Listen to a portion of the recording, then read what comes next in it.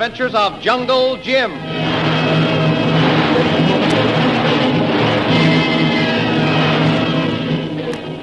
Last week, Bob and Connie McGuire, who were in the Afghan hills seeking the buried treasure of the great Genghis Khan, were searched by the cruel Maharajah of Ybor. However, the Maharajah failed to find the treasure map which they carried, and they were thrown into a cell. After they were left in the cell alone, Bob revealed that he had secreted the map in his shoe and started to give it to Connie. However, the silent one, the Maharajah's assistant, was watching them, and as Bob took the map from his shoe, the silent one seized it. Meanwhile, in the hills nearby, Jungle Jim, Shanghai Lil, and O.P. Watts received a messenger who warned them that unless they turned back to Fort Jamrud immediately, they would be killed. Jim sent back word that his party would return as requested. Our friends then started back, but under cover of darkness, they circled to the north toward the lamasery, which Jim planned to enter that night in an attempt to rescue Bob and Connie. The thrilling adventures of Jungle Jim are pictured each Sunday in the Comic Weekly, the world's greatest pictorial supplement of humor and adventure. The Comic Weekly, each page printed in full color, is distributed everywhere as an integral part of your Hearst Sunday newspaper.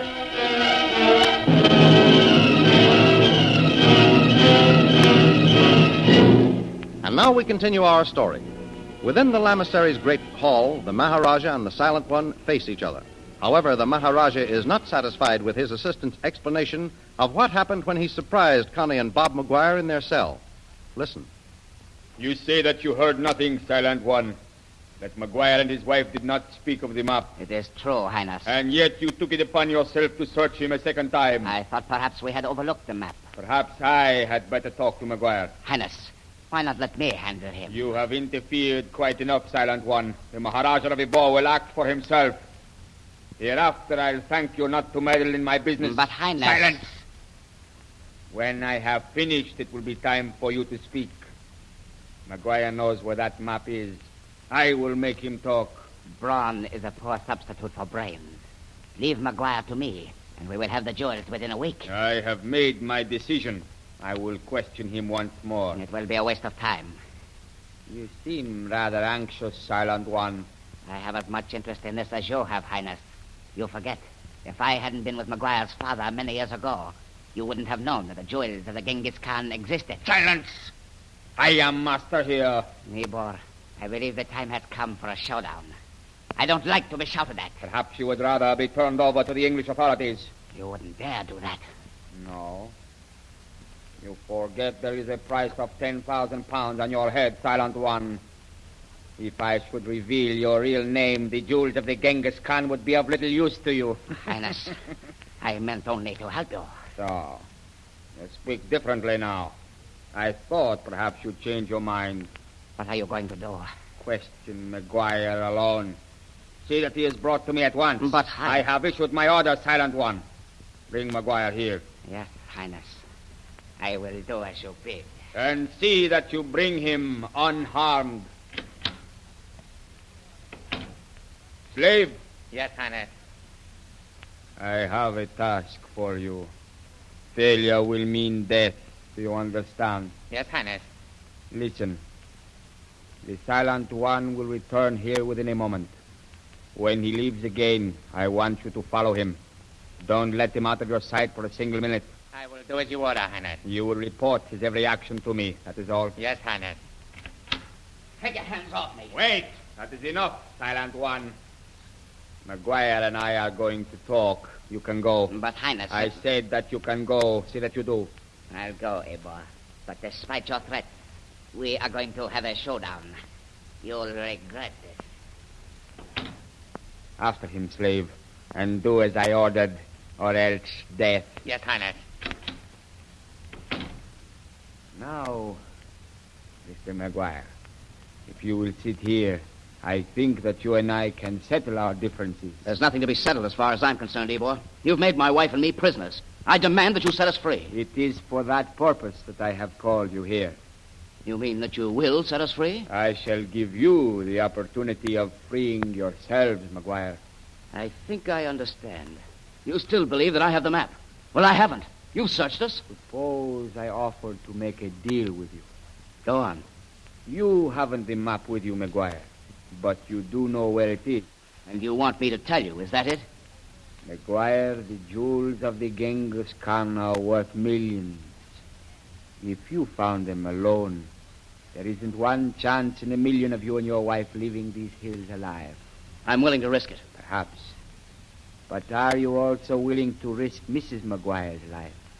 I can guarantee her safety. What are you proposing, Ybor? A partnership? Exactly.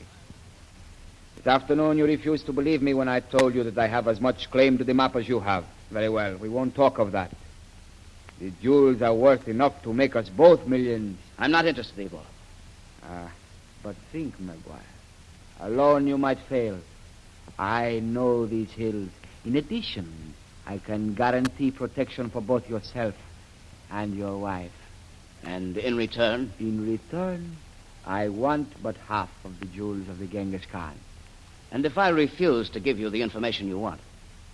You will not refuse. Where is the map, McGuire? Tell me and we will share the jewels equally. Surely half is better than none. You may be right. Then you will agree? What guarantee have I that you'll keep your word? Or that you'll even be able to find the way? What do you mean? The map is gone, Ybor. I haven't got it, neither has my wife. It's in other hands now. You mean that someone else has it? Someone whom you know very well. If it's your friend Jungle Jim Bradley. It's not. Ybor, I'll go through with this with you. Good. If you can get that map, I'll share the jewels. It is agreed. Tell me who has it. You'll agree to free myself and my wife? Immediately. Then send for the silent one. The silent one? What do you mean? He has the map, Ybor. He took it from me an hour ago.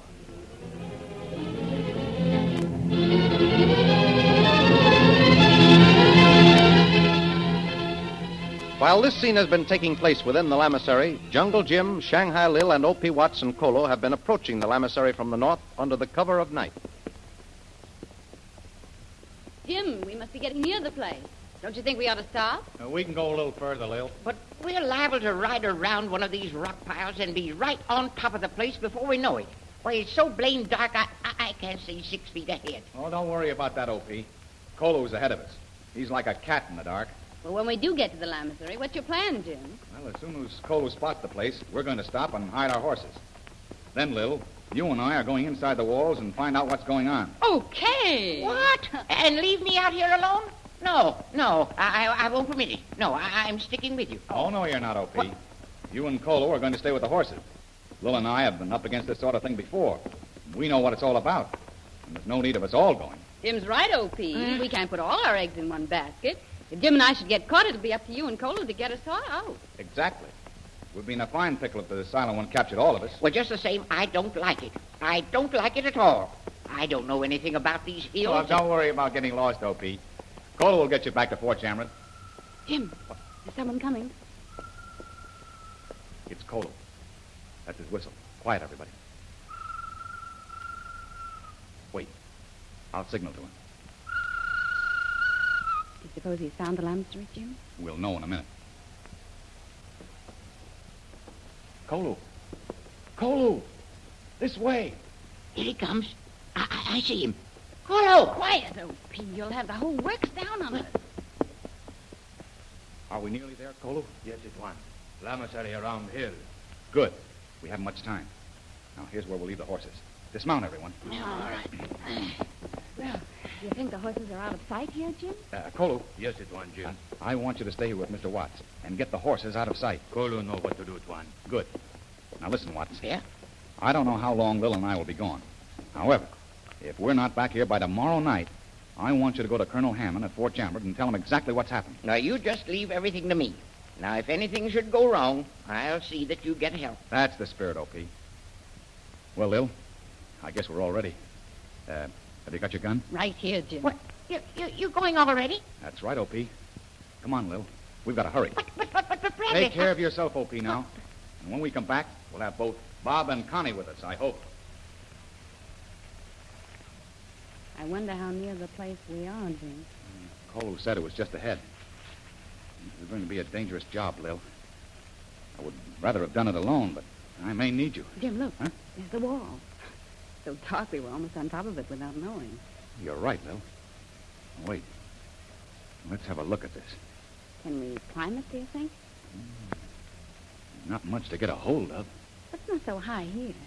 Look, Jim, if you held your two hands together in front of you, I could step in them like a stirrup and reach the top. All right, Lil, we'll try it. Here. Put your hand on my shoulder now. All right. Now lift me a little. All right. A little higher. Can you reach it? I've got it. Push my feet up. All right. There.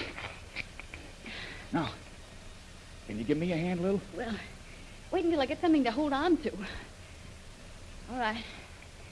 Can you reach me? Yeah. Now, can you hold on all right, Lil? Yeah, take my hand, Jim. All right. Oh. Oh. There. I made it. Look. Don't stand up, Lil. Oh. Lie flat on this wall until we get our bearings. Look, Jim. There's only one light in the lavatory. See in that window down there? You're right. And the yard looks deserted, too, Lil. There isn't a soul around. Come on, let's look in. Wait a minute, Lil. We've got to make sure. We haven't time, Jim. Look, the moon's starting to come out already. You're right. Well, it's safe enough, I guess. All right. Jump, Lil. Okay, Jim? Yeah, let's go. We'll run across the yard and get up against the building. We'll be in the shadow then. Come on. Bend low and move fast. Let's go.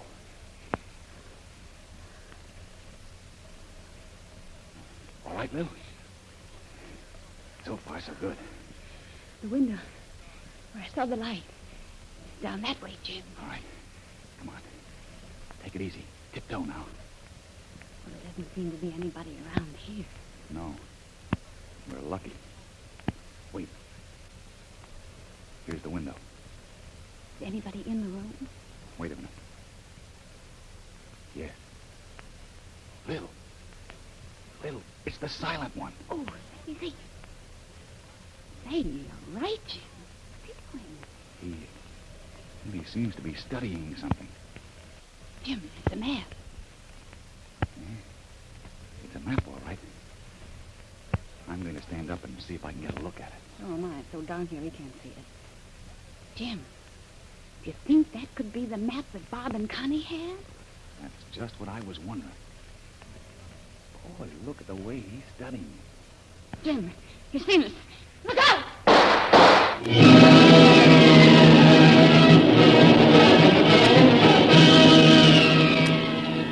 What has happened? Have Jim and Lil been shot by the Silent One? And what of the Maharajah and Bob? The adventures you have just heard dramatized will appear in full-color action pictures in the Comic Weekly, the big Comic Weekly distributed with your Hearst Sunday newspaper everywhere. In the world's greatest pictorial supplement of humor and adventure, you will find all the famous characters who live in the world of color pictures. There's the Katzenjammer Kids, Jiggs and Maggie, Barney Google, Toots and Casper, the Little King, Flash Gordon. See all these famous characters in your copy of next Sunday's Comic Weekly.